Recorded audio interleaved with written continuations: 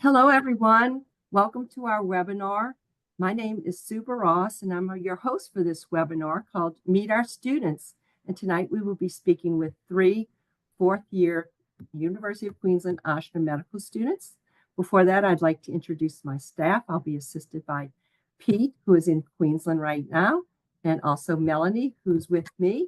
And Hi, guys. Thank you guys for thank you for helping assist with our webinar tonight. So let me introduce our panelists and then we'll take it from there. So right now we have Olivia, who is from Spartanburg, South Carolina. And Olivia has an undergraduate degree from McGill University and a nursing degree from University of South Carolina. Thanks for joining us, Olivia. Of course. Okay, and then thanks. And then next we have Jim, and Jim is from Dallas, Texas. He has an undergraduate degree from Austin College and also a master's from University of North Texas Health, UNT Health, and that's in Houston, I think, right, Jim? So welcome to Jim. Yeah. All right, and then we'll hear from Rachel, and Rachel is from Douglas, Georgia, with an undergraduate degree from University of Georgia. So welcome. Thanks for joining us, Rachel. Thanks, you. Okay. So our students tonight are going to talk about their pathway to medicine and how they got to come to University of Queensland and different aspects of their journey to getting here. So let's start with Olivia. Are you ready to talk about your pathway? Yeah, absolutely. So my journey to medicine was a bit unconventional. I started out as a library professional running programs for teens and tweens, things like Harry Potter and Hunger Gang activities. I dressed up as Effie Trinket, and did the reaping, all that fun stuff. It was a lot of fun. It was incredibly rewarding, but the pay was not very good. And I always felt like I wanted to do more to help people. So my mom is actually a nurse, and she was the one who kind of pushed me toward considering nursing. So I made the switch, went to nursing school, and I worked as a nurse for 3 years, first in the hospital setting and then in clinical research. This is during the COVID-19 pandemic, and that experience just really opened my eyes to the limits of medical knowledge and frankly, just my own knowledge as a nurse. And I often found myself feeling frustrated because I wanted to do more for my patients, but I didn't have the scope to make those kinds of decisions as a nurse. And during that time, I also pursued a master's degree in evidence-based healthcare from England. And that's when I realized that becoming a physician was the right path for me. I wanted to be in a position where I could critically analyze research, apply it in real time, and have a bigger impact on patient care. As you guys may have noticed, I've gotten degrees from a few different countries. My undergrad was from McGill, which is located in Canada. And I have an American degree from the University of South Carolina. And then my master's is from the University of Oxford in the UK. So I've spent a bit of time studying abroad. And of course, I'm doing my medical degree in Australia. So it's been a really great experience to study abroad, especially in terms of learning about different healthcare systems, because it's one thing to read about it in a textbook, but it's completely different to immerse yourself in another country and see firsthand how things operate.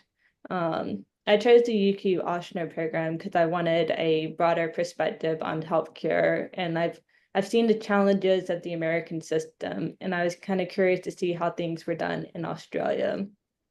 And living in another country just teaches you so much about the healthcare, about culture, and even about yourself, and just forces you to step outside of your comfort zone, adapt, and just appreciate different ways of thinking. I wouldn't say that Canada, Australia, USA, or England are inherently better or worse when it comes to healthcare. They just have different approaches. And seeing these approaches have help me become a more rounded person and will definitely help shape the kind of physician that I will become. So over to you, Jim. Hey everyone. Again, my name is Jim. I'm from Dallas. So a journey to medicine, I guess we can start there. So I was kind of very exposed very early with my parents. So we came to America in 2004. They both studied to be like techs here. And I remember when my mom was studying for nursing, I would be, sitting with her, going through all these nursing questions and everything. I learned how to like do blood pressures and listen to hearts and lungs really early. And it was kind of like a family experience, which I really enjoyed. So growing up, I kind of always had it in mind that medicine was where I wanted to go. It was just, how am I going to get there? Was the biggest question. So went to undergrad at Austin College. It's in Sherman, Texas, not in Austin, Texas, as people would assume from the name. And then so over there I studied biochem and did like neuro minor. Um, and then I had a bit of time. I just graduated and it was COVID, and I was thinking about what do I do in this little bit of time. I still have to kind of get some things teed up before applying for medical school. So I decided, hey, a master's would be a great thing to do. So just did a master's at UNT Health Science in Fort Worth, which I know some people on here are probably in their gap years and kind of trying to figure out what to do for that as well. Um, I thought that program was incredible, and it really set me up to have a strong foundation for what I would experience in UQ and Ochsner as well. So if you have time, medicine's like drinking from a fire hose. And just, starting early and drinking from that fire hose is super helpful. um, so yeah, so did the master's program there. And then after that finished, I was in my application cycle and everything. And I started working for clinical research and a nonprofit. And this is kind of when I knew that I really had to push to get into medicine, because I would spend all day on the computer sending emails to everybody, which is great, but I I felt like I needed to be doing more, and it was a very like sobering. It's you feel just kind of not where you're supposed to be, and because if you have this whole dream for yourself and you just kind of feel you're not where you're supposed to be, so it was very hard, and I was like, okay, at least let me do something that's helping people. So I got into this nonprofit, which I loved. And it was called Feed My Starving Children. Very aggressive name, which I loved. And they did like food packing and sent out food to countries in need. So that was an amazing thing to fill my time, and kind of also got me interested in what I hope to be my future with medical missions and such one day. So that's kind of how I got into this whole thing. And then after that is when I got my acceptance from UQ. And I was excited. I was excited. I was like, okay, the journey has started. Let's do this. I've got into med school, and now it's time to um, go after the dream, right? So that was really cool. Um, and then um, so kind of just a little bit more about, this program and kind of what it offers. So I think one thing that I really I really enjoyed is like the clinical experience that you receive from both two different, completely different systems, right? So you see a different side of medicine, which initially I saw in Australia as like a very relaxed, but they're very on top of their research. They're very on top of their clinical experience. We start our first 2 years. There's such a huge focus on history and physical. And I remember like 90% of medicine, everyone will tell you this, even doctors, even though we use labs and everything, 90% of medicine is basically history and physical. Um, and I remember like the first week, um, we're in our CBLs. I've just met our small group of people that you follow throughout the years, right? So just like a small group that they put you in. And it's the first week, and it's Friday, and we're on our clinical, our learning history and physicals, and we're all starting to touch each other. We're doing histories on each other, and you just break that barrier of learning how to like touch a patient, how to interact with the patient. And I think that was very helpful for me because I was very nervous about all of this. So it just kind of broke that barrier for me. I was able to learn really how to do that well. And I think they teach you how to do that well your first 2 years. Then you come to Ochsner and it's time to put all of that into action, right? Um, the Ochsner is quite a behemoth in the South. There's a lot of people that are really good at what they do here, and they're really excited to bring you along in the process. So um, over my like last year, I've got to deliver babies. I've got to help with incredible surgeries, um, and not just like be in the back watching. I've got to be inside with my hands in patients, doing things, helping, and on top of that, being able to advocate for patients and make a difference in their care because everybody's busy, but we are the least busiest in the totem pole of busyness, right? So we get a chance to really talk to the patient and really help them see what's missing in their care and be able to advocate for that. So a lot of people will say that med students are kind of in the background, but in my experience, we've actually got to do an incredible amount of patient care, which I've enjoyed, and it's been incredible. So that's kind of just been my journey so far. And it was a little all over the place, but Rachel, I'll let you take away to the next segment. Go ahead. Sounds good, Jim. Hey everyone, excited to be here and tell you about my journey through med school into UQ-Ochsner program. I grew up in a small town in the South. I also, from an early age, like Jim, wanted to be a doctor. Sorry. Sorry about that. I do have a dog in medical school. It is possible. This is Apollo here.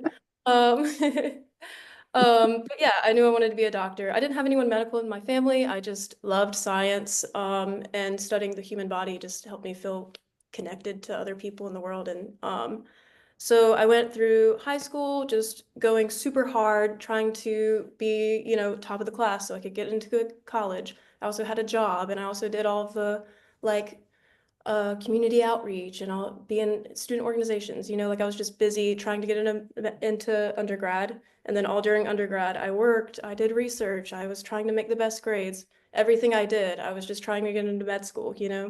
And so a lot of stuff happened. I had a lot of personal reasons. And when it came time to graduate, I'm sure I was burnt out, and I just knew I needed a gap year to kind of regroup, study for MCAT, all of that kind of stuff. It felt really scary. I felt like I would be behind if I took a gap year. All of my friends were starting to apply to med school, and it made me kind of feel like left out, that I wasn't like on that journey with them a little bit. But it was by far the best thing I ever did. I'm so glad I made that decision and took some time for myself. So I wasn't sure what I was going to do with my gap year.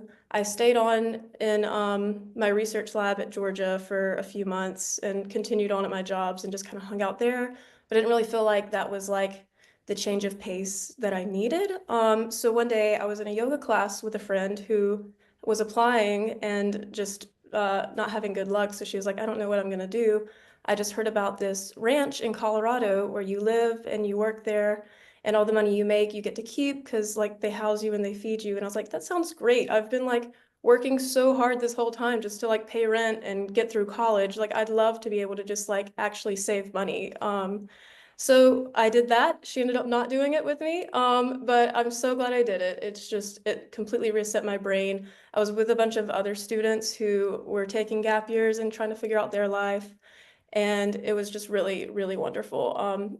I've just worked as a waitress at this ranch where people come and play and fly fish and hike and horseback ride, and I got to do all of those things that I'd never gotten to do. So that was really wonderful. And the plan was do that for a few months. You work a season, so I was there from like May to October. So then I was gonna, study for the NCAT, apply that next May.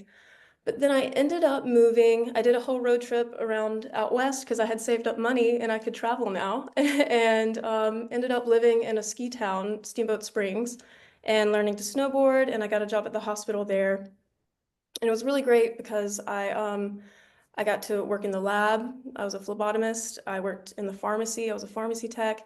I was a medical assistant when someone went on maternity leave. Like they just needed someone to work because it was such a small town and I was interested in everything. So I got a lot of great experience. And then I worked at a inpatient addiction rehab center as well.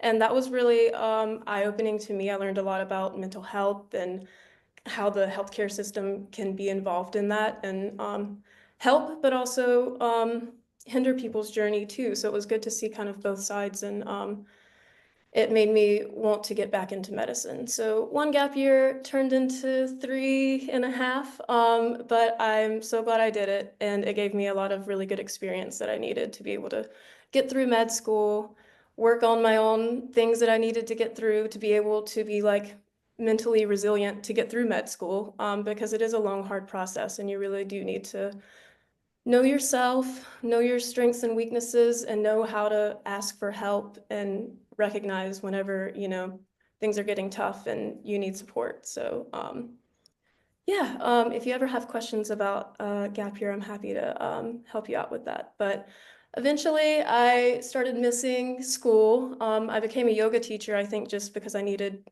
school in my life and to learn and do more. And then finally I was like, all right, I've got to get back into my path. So I remembered this program from high school. I had to do a project on what I want to be when I grow up. At the time, I wanted to be a dermatologist and I wanted to study in Australia because I knew the skin cancer rates were super high there, and the whole connection to the environment. I really liked that. So I'm Googling study Australia medical school, and this program comes up, and it was very early stages of the program, but I remembered it all these years later and went to see what it was like. And they had graduated several classes at that point. They had matched really well.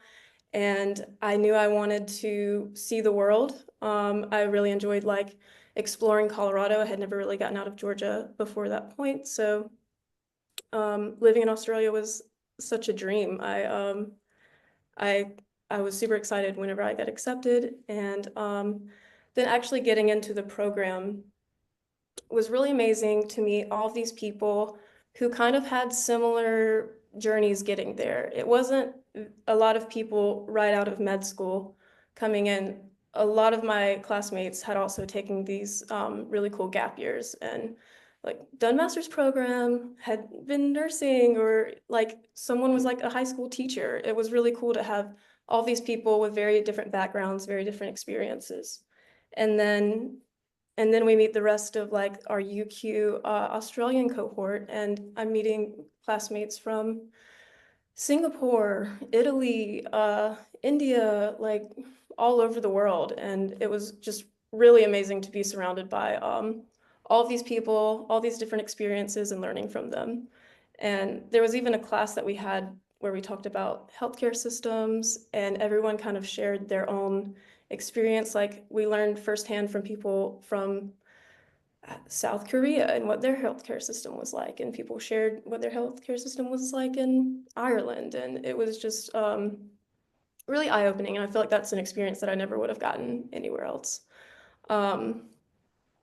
So yeah, and then just the cohort as a whole, it was really a bonding experience moving to Australia together. And I think that's another thing that I loved, was you get really close with your classmates because you don't have your friends from home an hour away. You don't have your family. You're very much on another continent. It's late at night. You need to talk to someone. Everyone's asleep back in America. So you really lean on your classmates and you get really close really fast, and they kind of become your family for those 2 years. And so it really made a nice learning environment because instead of being overly competitive with each other, I feel like we became we leaned on each other, we shared resources, we were cooperative, we were there for each other. And yeah, that was one of my highlights of Australia, is just meeting all these new friends and getting really close, and then like exploring the world together.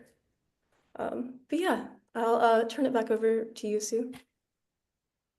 All right.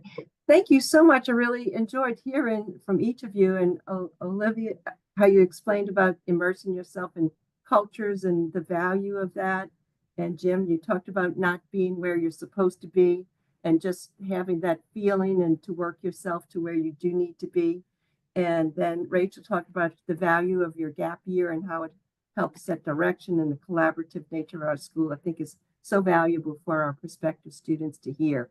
So they are in our chat room and viewing this. And prospective students or anyone interested, please type any questions into our chat room.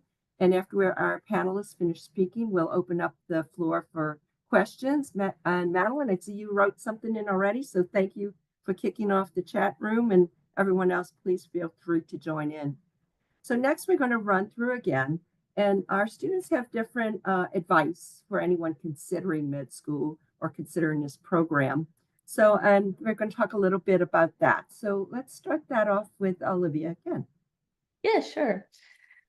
So I have really two main pieces of advice. I'd recommend, if you're interested, go for it. I think if you have a passion for something, you should pursue it. Life is short. You never know what's going to happen. And when I was thinking about going to med school, I knew that if I didn't at least try, I would regret it for the rest of my life. You know, it's easy to let fear or doubt hold you back, but in the end, the biggest regrets are the chances you didn't take.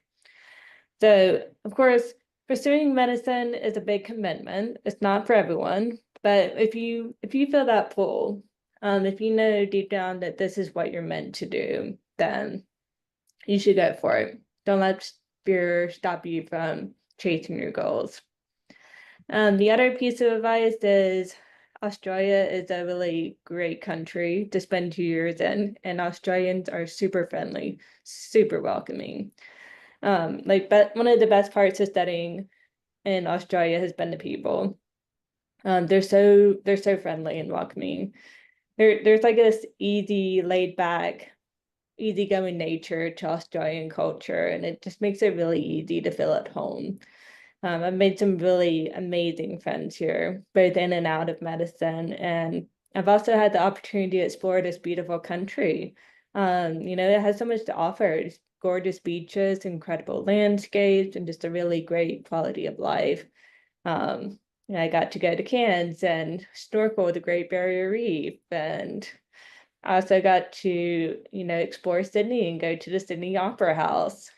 These are experiences I just wouldn't have otherwise.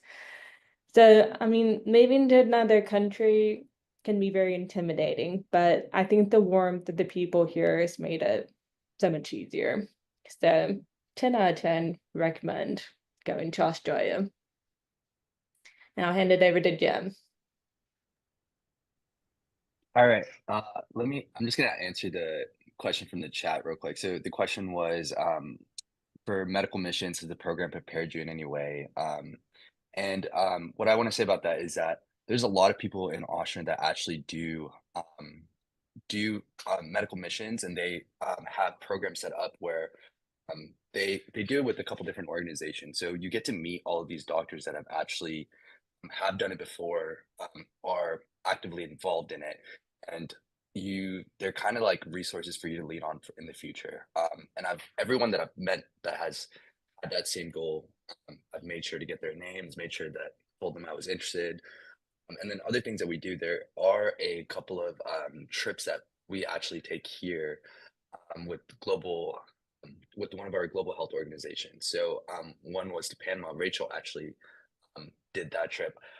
I missed out on that trip, but I'm hoping to do it next year. But yeah, it definitely there are resources and people that you can meet and to kind of start getting your feet wet in the world of medical missions here. And then in terms of advice, so this is kind of my advice for just life in general. Also, just dive deep into the experience, right? So I think a lot of people, when get in med school there. Very worried and very scared because they're, again, you're drinking from a fire hose of information, right?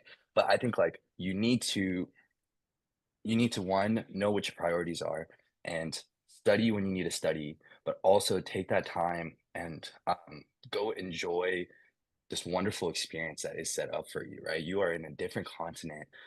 There's new food, new people, new adventures. The world is literally your oyster. Mm, I think the first 2 years, I've seen more countries probably than I have in my whole life. I got to meet a whole bunch of people from completely different experiences, grew up in completely different parts of the world. I'm now friends from probably every continent, other than like, yeah, so most continents, right? So I think it's such a wonderful experience, but you really to get the most out of something like this, you really have to like dive deep and you have to take full advantage. Flights are cheaper once you get there. So I got to go to Japan, I got to go to New Zealand. It was just it was just an amazing experience in that sense, right? Um, and then the other thing is don't put your life on hold for medicine. Um, Medicine is a really big thing, but it's also can be very time and life consuming, and it can be take over your whole life. So you need to really compartmentalize medicine into the time that you have allotted for it, but do not let it take over your life. You are a person outside of medicine as well. You have plenty of hobbies, you have plenty of people that care about you, and you care about them, and you want to be in their life.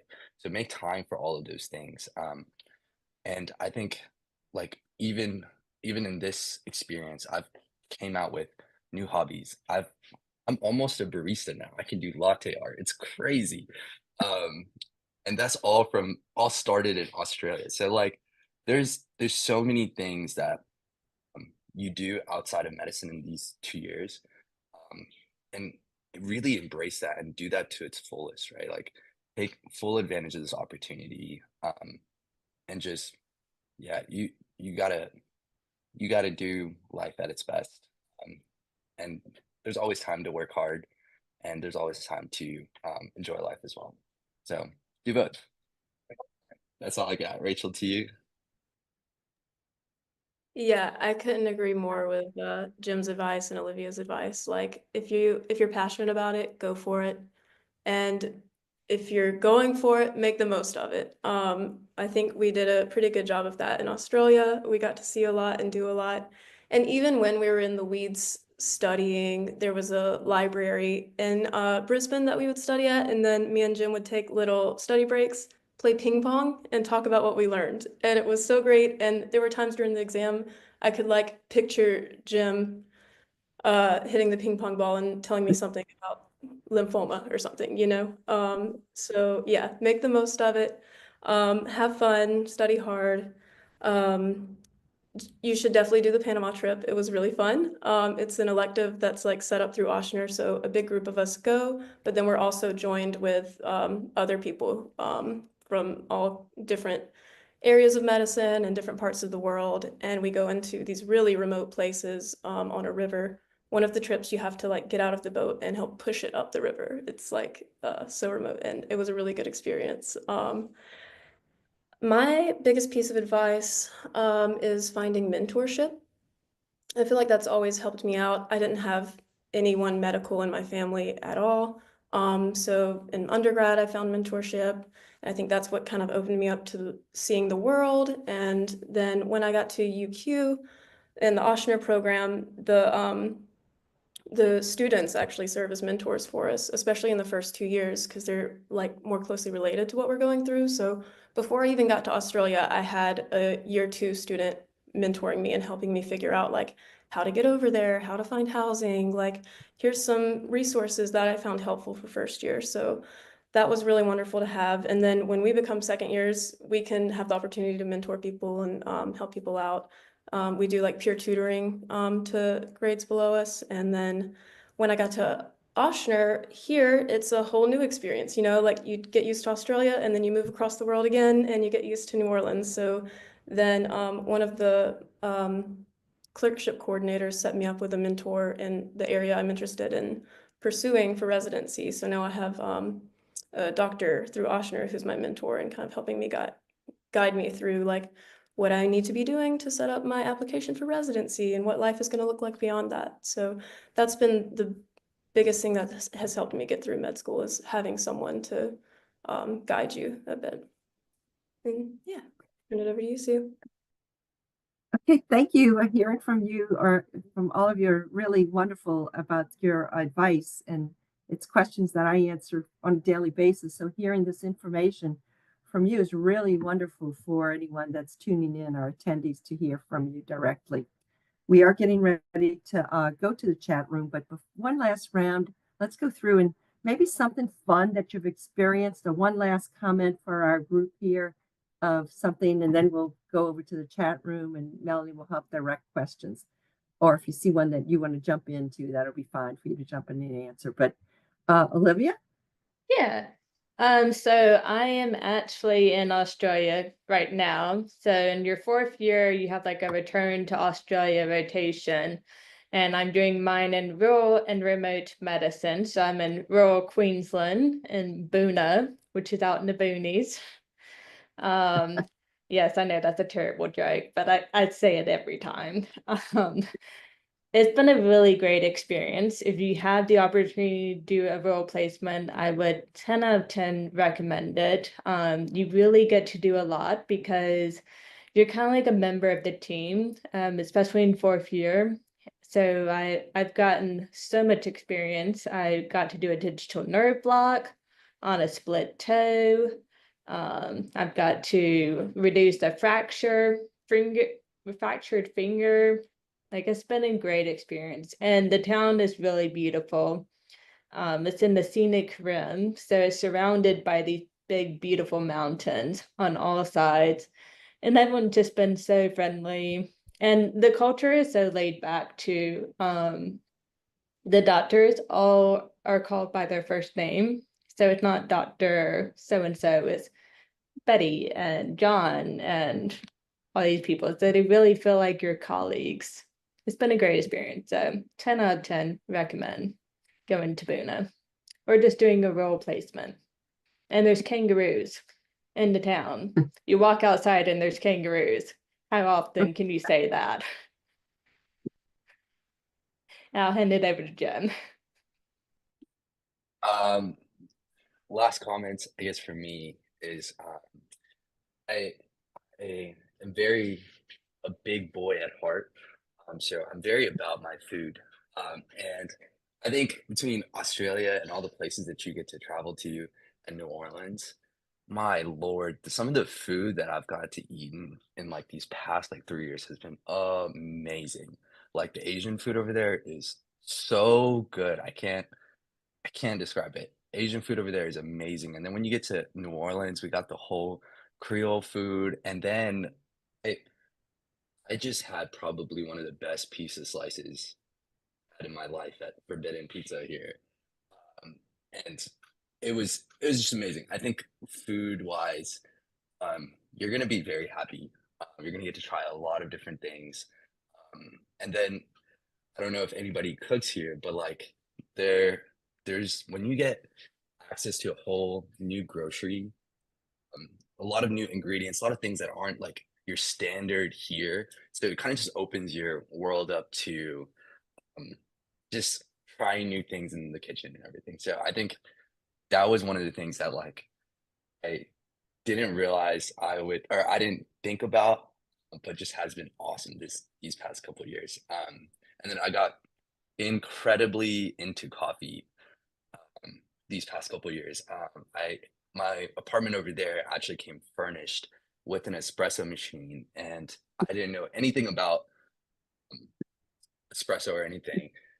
And I started learning how to, pull shots and make drinks. And now for the past 2 years, I've hosted a pop-up coffee shop out of my house. So it's been great.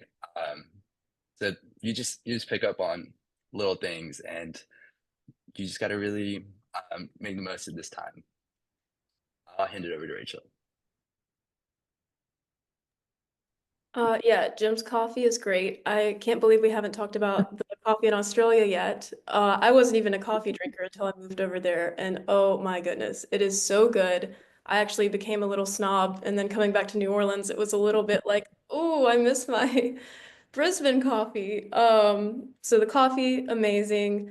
And I know I've talked about it already, but the traveling was just incredible. Like I I grew up a big nerd about the Great Barrier Reef and environment and like did research on corals when I was in my undergrad. And so then our first break, we went to the Great Barrier Reef and got to scuba dive and see that in person. Like I almost had tears in my goggles. It was so beautiful and just like I never thought I'd have that experience. So that was the biggest thing. And then, yeah, I mean, I got to go to Tasmania. I didn't even know that was a country until I moved to Australia, right?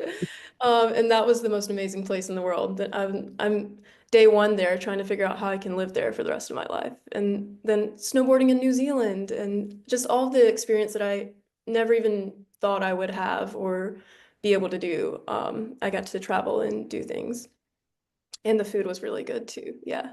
I had Thai food for like real Thai food for the first time in my life over there. Wow. I had no idea what I was missing. But yeah, it was a really fun experience for sure.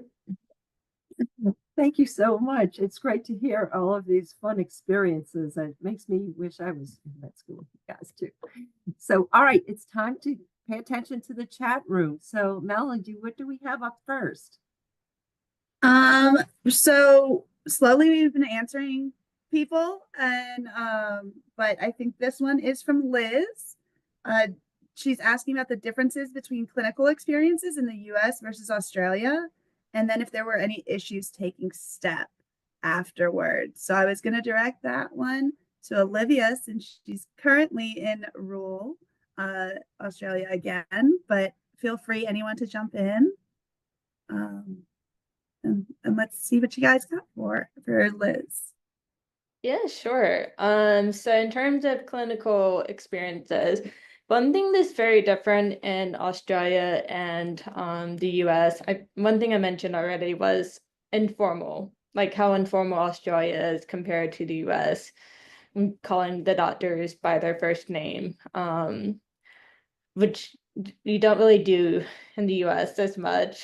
So that's a different experience. Also, there's a big emphasis on things like placing what we call IVs, but in the US, I mean, in Australia, they call cannulas. Um, Doctors in the US don't typically place those, but in Australia, you do. So you get a lot of hands-on experience placing cannulas and doing venipunctures, phlebotomy work, which is a really good experience. Other things, I would say the biggest difference is there's as they have Medicare in Australia, and it works very differently from the US. So there's public and private hospitals. So the more time you spend in Australia, the more exposed you get to how the healthcare system is very different from the US. But it's fun to learn about the differences. And then in terms of signing up for step one, you do take step one in the US, but there's not really an issue signing up for it because of time spent in Australia. And they gave us a pretty solid break to study for step one at the end of our second year. Had probably like a solid month to study for it and take it back in the US. Because at the end of year two, you move back to the US and you also take step one. So you don't have any, I didn't have any issues signing up for it. It's a pretty standard process, just very expensive. Such is life. I'll leave it to anyone else if they have anything to add to that. Well, thank you so much, Olivia. Our next question is from Caroline. I think I'm going to keep the rotation going and give this one to Rachel. And of course, anyone can jump in, but most challenging part of the first 2 years in Australia? Okay, yeah. To quote Jim and everyone else, the first 2 years of Australia, it's like drinking from a fire hose. It is so much information. It is overwhelming. And especially for me, like I had been out of like a school academic setting for a few years, so getting back into like the study groove and kind of feeling behind, that was pretty tough. Like it was okay, you know, like I passed and but I did have to work really hard that first year especially. Um, Obviously, I still took time to have fun. I traveled all over the place, and I worked in the ED as a scribe over there. So it wasn't like an all-consuming like studying every single second of the day, but it was an adjustment for me being out of school, having to study a lot. Yeah, I think things that helped was the peer tutoring, having the year 2 students like help guide us through like UQ specific exams and topics. And then yeah, having friends who also feel the same way. I think everyone feels that way the first 2 years of med school. It's just all this information. It's really hard to make the connections at that point because it's just a bunch of words that you're trying to make sense. Now being in 4th year, it's all like coming together and it's really nice to finally feel like I'm starting to know stuff and what to do with it. But yeah, I think that was probably the most challenging thing. Moving across the world, you know, that has its challenges, but I don't feel like that was too much of an issue for me. We did have a great big flood the year we moved there, so that was a bit of a challenge. We finally get settled in, and then Brisbane has a flood, and some people, yeah, that was just a fun little experience to go through. But for me, it was just the academics and getting back in the groove of studying. But yeah. Thank you so much. All right, Jim, it's time for you. Mr. Benjamin had a question, and he was wondering, how has UQ helped prepare you for choosing a residency or a specialty? Okay, that I would love to take that question actually. So I was very all over the place in terms of choosing a residency, and my biggest problem is because I really enjoyed everything, and they really give you exposure to everything. So there is basically a interest group for almost every specialty that you can think of, and even some subspecialties. I think there is a little interest group that you can join, be part of. And this starts both in UQ. They have their own setup, and then when you come to Ochsner, we have a branch here that is our own version as well. So you kind of get exposure to all of these different specialties really early. And I remember over there, each specialties, you know, like they have their skills that they teach and you get to learn how to do, right? So all the surgery interest groups, they'll teach you how to suture. And I'm going to all of these because I'm like having a great time. I want to learn as much as I can. I'm only going to be in med school once, right? So I'm going to all of these and I'm loving all of these. And it was very hard to decide on what you wanted to do because of that. And all of the different interest groups do journal clubs, and you even have a chance to present at these journal clubs if you would like as well. So you really do get the opportunity and the exposure to really explore your interests. And then when you come here as well in Ochsner, you'll do your rotations that are mandatory, but within those rotations, you can request for certain subspecialties that interest you as well. So currently because I've decided I enjoy everything, I'm gonna do emergency medicine, which hopefully will give me a little bit of a taste of everything as well. And then quick care after that would be the goal. But yeah, I hope that answers your question. You will definitely, it, it will help you prepare for to kind of really narrow down and understand all these different specialties and what you ultimately want to go into. Hope that helps. Thank you guys. So this next one is from Brian, and I'm just gonna ask anyone, so feel free to jump in. He's wondering if you guys can talk about the curriculum layout and is it systems based or just class based? I can take that one. From memory, it was more systems based, but anatomy is like a separate section, and we had a separate exam for anatomy, pathology, and histology. But I will also say that the curriculum has changed. We are the last cohort of the old curriculum, so it has completely changed for the cohorts behind us. So I would take what I say with a grain of salt.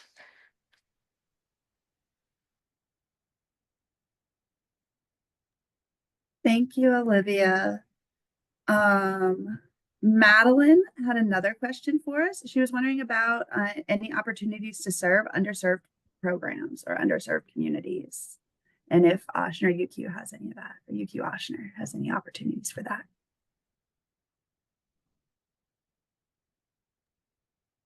I can touch briefly on that from what I remember. There are so many opportunities to get involved. There's also the opportunity if you know of like something you want to do, you can kind of work with people and create the opportunity for yourself. Panama was a great experience. There's another doctor who has like people go on a trip to India, I believe, and work in a hospital over there. I can't remember what that one was called. But that's also through like our Ochsner physician. We also, like when we're here in New Orleans, there's Frank's House, which helps the Hispanic population. So if you're a Spanish speaker, you can go there and help translate and work with the doctors there and work with the patients to help out with that. And there's also opportunities like going into the high school and teaching like health, doing health education projects or elementary schools and stuff. There's like health fairs that we go. There's so many volunteer opportunities. When you're here, all the student organizations have all these opportunities, and the school itself has a bunch of programs going too. So yeah, there's a lot of ways to get involved in that. Awesome. Thank you so much, Rachel, for jumping in. I know Karen had a question about comps before step placement. I am not exactly sure what that is, so if someone could clarify for me, that would be great. That might be a question for you, Sue or Olivia. Yeah, so from my understanding, we did have a comp exam. So we took a course, a USMLE course, and we basically took like a miniature or mini step exam at the end of the course, and you had to get a certain percentage to pass the course and then be allowed to take step 1. So yeah, there is a comp.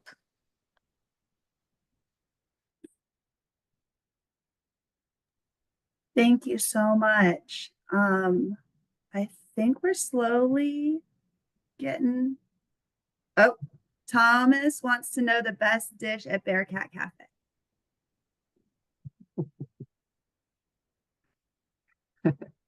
Shrimp and grits for sure. Shrimp and grits.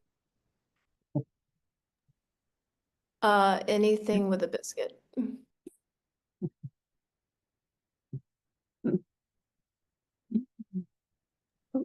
Okay, guys, well, it looks like we're really towards the end of our webinar, and I really enjoyed hearing the questions that are in the chat room and all the fun conversation about life in Brisbane and med school and New Orleans. So happy to hear you guys are enjoying this to the fullest and experiencing all this yummy coffee and food in both places.